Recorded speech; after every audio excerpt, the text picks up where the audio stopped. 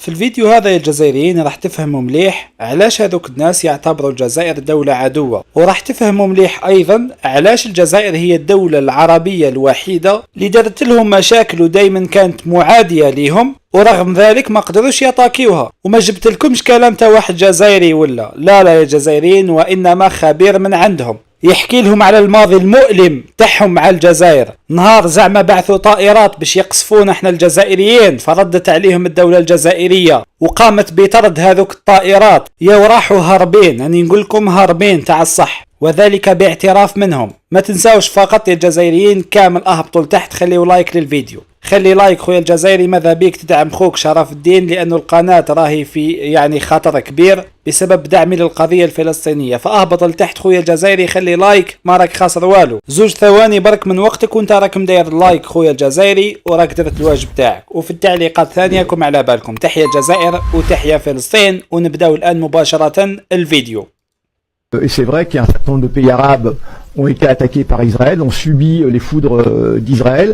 Et des gens avaient parlé de l'Algérie, quid des relations entre l'Algérie et Israël. Alors effectivement, l'Algérie a toujours eu une position tiers-mondiste et extrêmement bienveillante.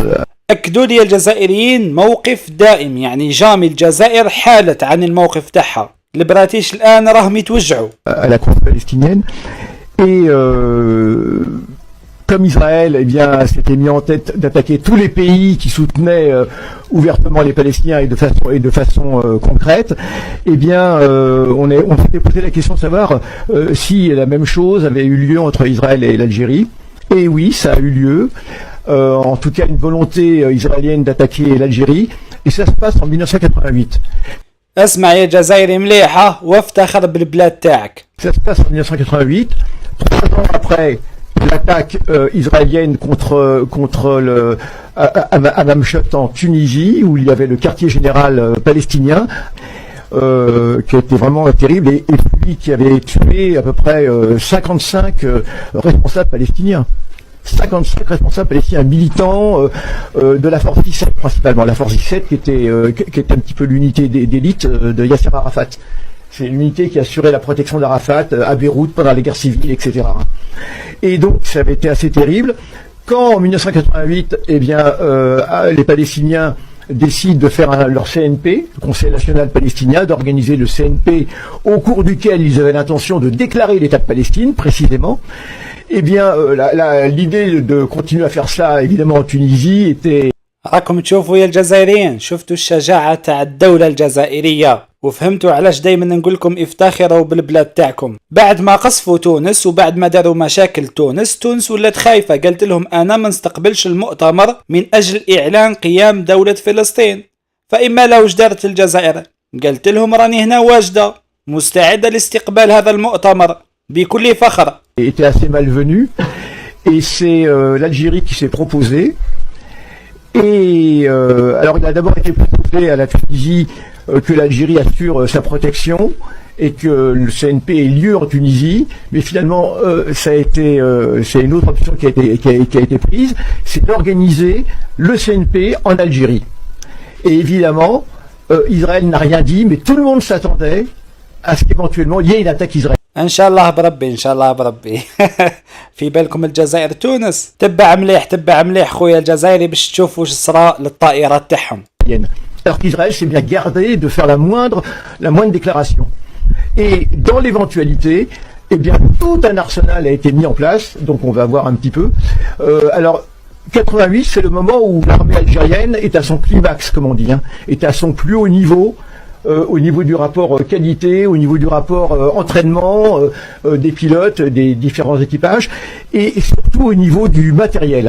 Ils ont installé tout un dispositif absolument incroyable de protection, avec des radars qui étaient avancés, y compris en Tunisie, des stations radars mobiles des stations radars mobiles, et puis des défenses antiaériennes avec des missiles très performants de l'époque qui étaient jalonnés depuis Annaba vers la frontière tunisienne jusqu'à Alger et même au-delà jusqu'à Oran.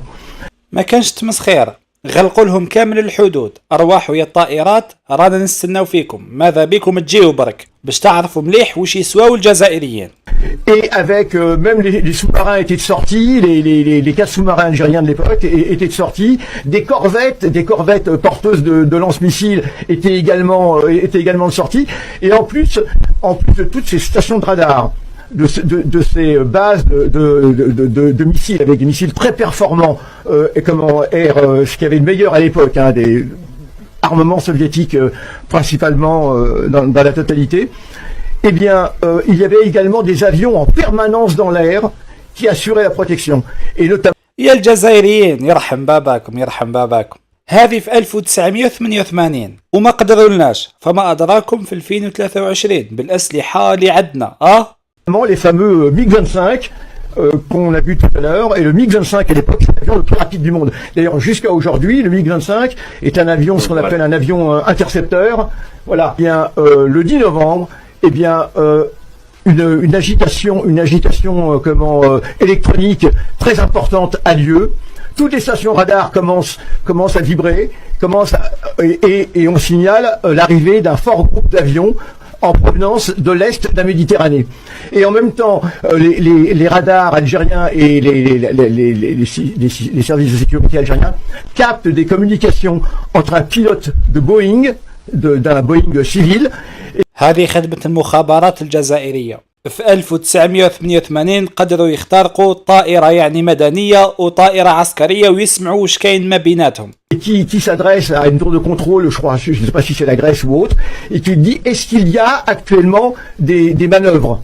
Parce que généralement, quand il y a des manœuvres aériennes, elles sont signalées comme ça, les Boeing, etc.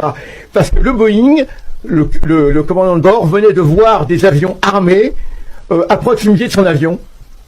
Et ça, c'est une tactique qui a été utilisée encore l'autre jour contre la Syrie.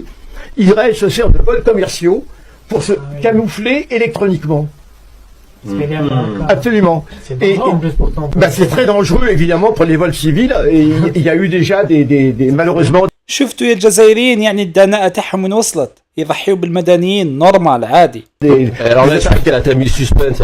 Oui, le termine. Et donc un fort vol, une formation enfin d'avions arrive de l'est de la Méditerranée, va survoler la Sicile, vole en direction de la Sardaigne, et les avions se regroupent au niveau de la Sardaigne et foncent vers le sud.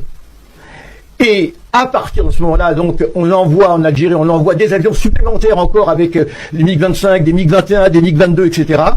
Et évidemment, il y avait tellement d'armes. Et finalement, on a vu que la formation a repris ses chemins. Et d'autant plus. أو قالها بفمه الهروب يا الجزائريين، انتهى بهم الأمر بالهروب. Que dans le port d'Alger, il y avait un navire soviétique qui était là, avec une station de radar extrêmement puissante.